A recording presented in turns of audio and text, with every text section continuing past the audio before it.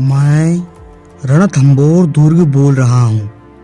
मुझे रणथंभोर, रणस्थंभोर आदि उपनामों से जाना जाता है। मैं राजस्थान राज्य के सवाई माधोपुर जिले से 13 किलोमीटर दूर एक पहाड़ियों से घिरा हुआ एक दुर्ग माना जाता हूँ।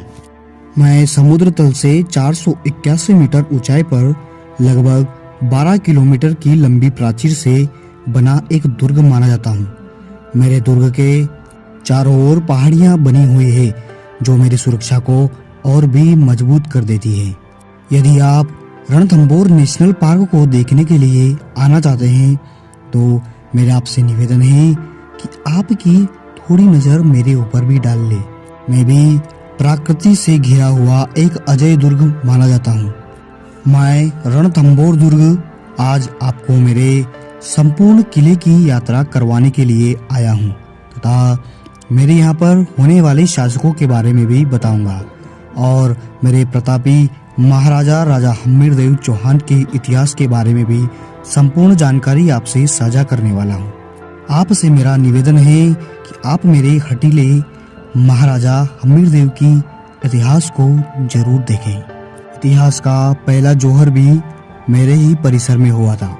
मेरे ही कुछ गद्दार सैनिकों की वजह से मेरे यहाँ की महारानियों ने अपनी आत्मसम्मान की रक्षा के लिए सोमम को जौहर कुंड में धकेल लिया था तथा कईयों ने जल जौहर भी किया था।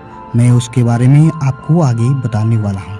सर्वप्रथम मेरी स्थापना की बात की जाए तो मेरी स्थापना राजा सज्जन वीर सिंह नागिल ने कराई थी। उसके बाद मेरे कई उत्तराधिकारी हुए जिन्होंने मेरे ऊपर शासन किया, लेकिन सबसे वीर प्रतापी शासक को मेरे यहाँ हम्मीरदेव चौहान को माना जाता है। इन्होंने 1282 से 1301 तक मेरे यहाँ पर राज्य किया था तथा इन्हीं के राज्य के बीच में एक युद्ध के दौरान मेरी महारानियों ने शाका या जौहर किया था। उसके बारे में भी मैं आपको आगे बताने वाला हूँ।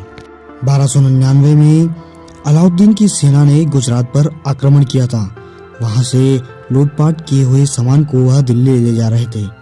रास्ते में धन के बंटवारे को लेकर उनके सेना नायकों में विद्रोह छिड़ गया। इस विद्रोह में कुछ सेना नायक शरण के लिए रणथंभोर चले गए। जब यह बात अलाउद्दीन खिलजी को पता चली कि उन्होंने हमारे सेना नायक विद्रोहियों को शरण दे दी है, तब दूत भेजकर उन्होंने इन्हें वापस करने को कहा, लेकिन मेरे राजा हम्मीरदेव ने क्षत्रिय धर्म का सिद्धांतों का पालन करते हुए मेरे महाराजा हम्मीरदेव ने उन सैनिकों को वापस नहीं लौटाया एवं युद्ध के लिए उन्होंने हाँ कर दी।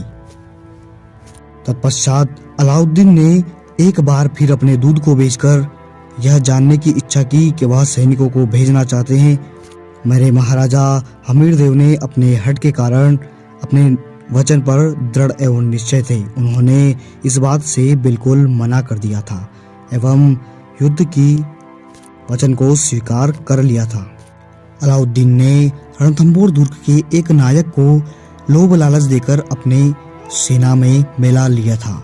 जब मेरे महाराजा हम्मीरदेव चौहान युद्ध के लिए जा रहे थे तब उन्होंने अपने दूत को या अपने सेना नायकों को कहा था, अगर हमारी हार हो जाए तो काला झंडा खड़ा कर देना एवं हमारी जीत हो जाए तो केसरिया कलर का झंडा खड़ा कर देना। ऐसा बोलकर मेरे महाराजा युद्ध के लिए चले गए। मुगलों एवं चौहानों में भीषण युद्ध हुआ। इस भीषण में मुगलों की हार हो गई थी, लेकिन उन विद्रोही सेना नायकों ने केसरिया बाना को ऊपर न करते हुए काले झंडे को ऊपर कर दिया। यह देखते हुए मेरी महारानियों ने निश्चय किया कि चौहान हार चुके हैं। इसके लिए उन्होंने जौहर कर लिया एवं इस बात के लिए मेरे महाराजा बहुत ही चिंतित हुए और उन्होंने इस बात से दुखी होकर महल में बने एक शिव मंदिर में अपने स्वयं को सिर को चढ़ा दिया था और कहा था कि जब मेरे महल में कुछ नहीं बचा है तो मैं यहाँ पर रहकर क्या करूँगा। 2 बार शीश कट जाने के कारण भगवान शिव शंकर ने उनके शीश को वापस कर दिया था, लेकिन तीसरी बार अपनी हट के कारण उन्होंने अपने शीश को काटकर वापस भगवान शिव के चरणों में अर्पित कर दिया था। इस विद्रोही का पता चलने पर मेरे महाराजा ने इन सैनिकों पर वार किया। विजय पोल के पास आपको एक सिर दिखाई देगा जहां पर लोग आज भी जूते या चप्पल मारते हैं ताकि लोगों को पता चले कि इस प्रकार के विद्रोही सेनानायक चौहान की सेना में शामिल थे। मेरे महाराजा हमीरदेव एक दृढ़ निश्चय एवं प्रतापी शासक हुआ करते थे। इसलिए कहा जाता है, सिंह सवन सतपुरुष वचन, कदली फलत एक बार, तिरिया तेल हमीर हट, चढ़े ना दूजी बार। इसका मतलब है सिंह संतान को एक बार ही जन्म देती है। केले के फल में एक ही बार केला लगता है तथा स्त्री को विवाह के समय एक ही बार तेल बांध चढ़ाया जाता है। इसी प्रकार मेरे राजा हमीरदेव भी एक हठीले स्वभाव के थे।